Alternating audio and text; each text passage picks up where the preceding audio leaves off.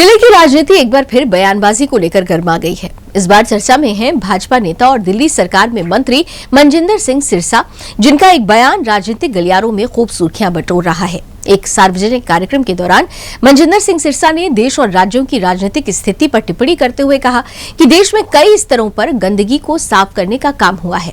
उन्होंने कहा कि एक गंदगी 60 से 70 साल से देश में जमी हुई थी, दूसरी पिछले 10 सालों से दिल्ली में देखी जा रही थी और तीसरी पश्चिम बंगाल में घुसपैठियों को बढ़ावा देने से जुड़ी बताई जा रही गंदगी है।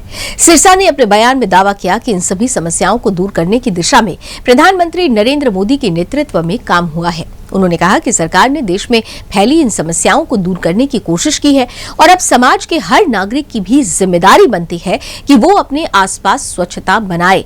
सिरसा ने आगे कहा कि जैसे बड़े स्तर पर देश की समस्याओं को दूर करने का प्रयास हुआ है, वैसे ही हमें अपने स्तर पर भी जिम्मेदारी निभानी होगी। उन्होंने लोगों से अपील की कि वे सड़कों, पार्कों और सार्वजनिक स्थानों की सफाई में योगदान दें और स्वच्छ भारत अभियान को आगे बढ़ाएं। आगे और क्या कुछ कहा वो भी आपको सुनाते हैं। एक गंदगी तो प्रधानमंत्री जी ने जो 60-70 साल तक गंद डालते रहे, एक और गंदगी जो दिल्ली में 10 साल तक गंद डालती रहे और एक और गंदगी जो बंगाल के बॉर्डर पे घुसपैठियों को घुसाने का काम करता था।